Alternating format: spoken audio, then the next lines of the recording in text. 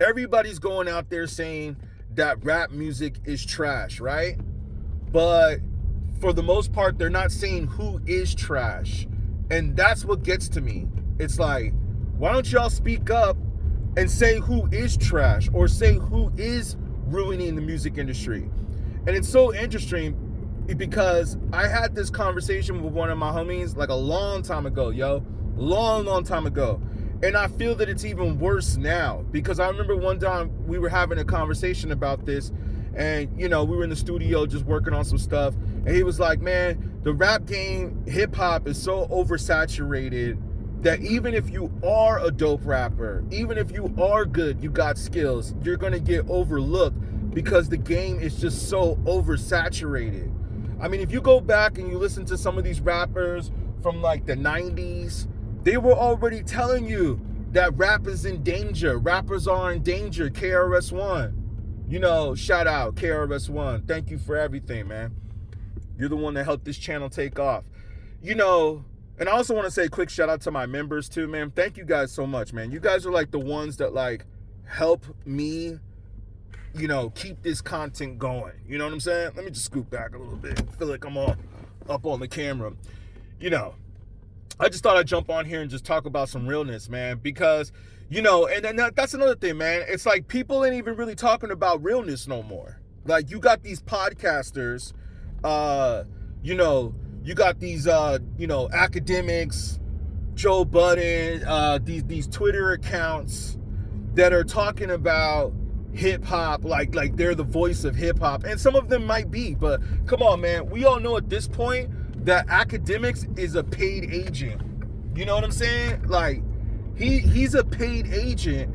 He's even admitted it. He's even admitted that Universal and other record companies have paid him to promote certain trash rappers. Okay? Like, for instance, now that it comes to my mind, NLE Choppa. Y'all seen that? Fruity rapper? Like, when is that dude gonna come out the closet? And it's like, oh man, it's all good, man. I don't care like what your sexual preference is, but it's like, come on, man. Like, let's stop with the gay rappers. Let's stop with the gay activity in hip hop. Not to mention Diddy. You know what I'm saying? Like, the oversaturation of Diddy and gay rappers. You know what I'm saying? Forbid that they even promote that crap in country music, right? They'll never push that in country music, but they're sure as heck push that in rap music. And it makes me wonder, when you start looking at the powers that be, and you start looking at the people who run the music industry, we all know who that is, right? Kanye definitely put that out there. And look at what they did to him. You know what I'm saying? And we look at like who runs the music industry, and it starts to make you really wonder, like when you start seeing all these rappers that are famous and all these rappers that are out there, it really starts to make you wonder, like, is hip hop racist? Or maybe hip hop isn't racist, but is the music industry racist? You know what I'm saying? Yes, I think it is. Because just look at how they push all the rappers that are black. Look at how they push all the rappers that are black women, right? They all got to be twerking. They all got to be showing their booty. They all got to be doing sexual poses and raps, right? Constantly. So like, they just can't talk about nothing else, right? And then a bunch of our young brothers and sisters are listening to that degenerate music because, let's be honest, man, that ain't hip hop. That ain't hip hop. And that's not where hip hop came from. And that's not what hip hop is about. We already know the four elements is breaking, graffiti, DJing, and MCing. And twerking is not a part of the dancing that was ever considered hip hop, right? But they want to go ahead and say on the radio, real hip hop, the real hip hop, you know what I'm saying? And then they play Ice Spice, right? But then you look at rappers like Eminem, and then they got this new female rapper that's getting some buzz, Win, and all that. And they're all lyrical and, educational, and they got something to say and all this and that. You know what I'm saying? But it's like, yo, Eminem was not the first rapper to talk about the problems that he was dealing with and how to get out of the situation that he's in. You know what I'm saying? And I'll prove something else to you guys. Look at all the rappers out there that are successful, right? Like that you would consider like mainstream success, right? They got mainstream success. Look at all the rappers out there that are successful, right? They're all signed to the same record company. Now, you think that's just coincidence? I think not, man. Not to mention that all those same rappers are the ones that get nominated for Grammys. They all happen to be on the same record company. You know what I mean?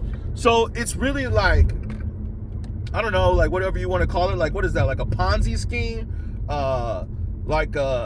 Just some kind of it's obviously industry controlled. It's obviously the machine, the industry will choose who they want to push and what they want to put out there.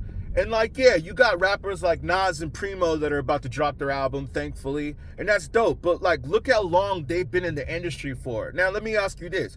If Nas and Primo, or let's say a Wu-Tang or Outkast were to come out today, do you think that they would be as successful? Probably not. Probably not. I'm willing to bet that they wouldn't. You know why? Because like I said earlier, rappers today need to have some kind of gimmick in order to succeed. And it's not even like really they're succeeding. It's like they just become these viral rappers that get a buzz online and then they disappear after a few months. I mean, look at all these rappers that fell off. Like, we could go back and we could look at all the mainstream rappers from the last, 3 or 4 years, 5 years? And look how many of them fell off that aren't even around today anymore. Like that one rapper who was all fat, who was talking about, saying all kinds of keywords in his raps, right? What was his name? The one that started beefing with Kanye, Dave, whatever his name was? I don't care, because he fell off. Who cares, right? But you know what I'm talking about, right? Those type of rappers that have like this trending thing. You know what I mean? And then they get buzzed, they get big, they get on the radar. Everybody starts talking about them. And then it's like you have these Twitter accounts, right? That act like they're the voice. You know what I'm saying? But these guys ain't the voice, man. They're just saying the same shit that everybody else is saying. It's like Eminem in the movie 8 Mile. Didn't you pay attention, meathead? You're saying the same shit. You know what I'm saying? Like, that was one of my favorite lines by 8 Mile, by the way, in 8 Mile. But it was like, yeah, man, you're saying the same shit that he said. You know what I'm saying? It's like, you don't even have these people on Twitter who are even having original thoughts. I thought that was the whole point of Twitter, was to have original thoughts. You see, I come from the era of not only real hip-hop, but I come from the era of even when we knew they were playing trash on the radio back then. When we was like, nah, man, that Nelly, no disrespect to Nelly, because I actually met Nelly, and he was a cool guy, man. He was real humble. He was real cool. That changed my whole perspective of Nelly. And then you could flip it and say, you could meet a rapper and be like, man, that rapper's a punk, and I never wanted to listen to that rapper's music ever again. Deleted all their music out of my iTunes. I'll go ahead and say it. Busta Rhymes. Like, Busta Rhymes is a punk. He is a buster. You know what I'm saying? I went and I deleted all of Busta Rhymes' music out of my iTunes or my catalog. The only music that I kept from his in my catalog was the stuff that Dilla produced. That's the only reason why, because Dilla's one of my favorite producers. But other than that, I deleted everything out of my catalog. So, you could meet a rapper who's trash and they're cool, and then you're like, man, I respect them. And then you meet a rapper who you respect, and then they turn out to be a punk, and then you're like, man, fuck your music. You know what I'm saying? But still, Nelly, come on, man. We knew that his music wasn't hip-hop, right? He's a cool cat, but I ain't talking about him personally. I'm talking about his music. But it was like all over the radio. It was everywhere at the time. It was like big, right? He was competing with He was competing with Eminem. You know what I'm saying? He even was trying to battle KRS-One. Come on, yo. Come on. Like, if you're trying to battle KRS-One, that already shows right there you ain't hip-hop. Like, you don't know shit about hip-hop if you're trying to battle and say, oh, KRS-One is... like, come on, man. So that's my point, man, is that these rappers today, all they do is they come with these gimmicks. You know what I'm saying? They trend online, on social media. They may get a little hype.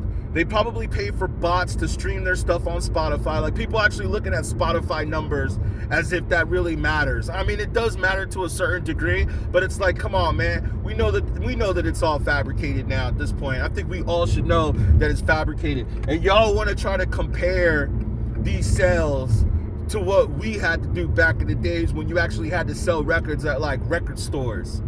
Best Buy and Tower Records and all that stuff, the Music Warehouse and these stores we used to go to.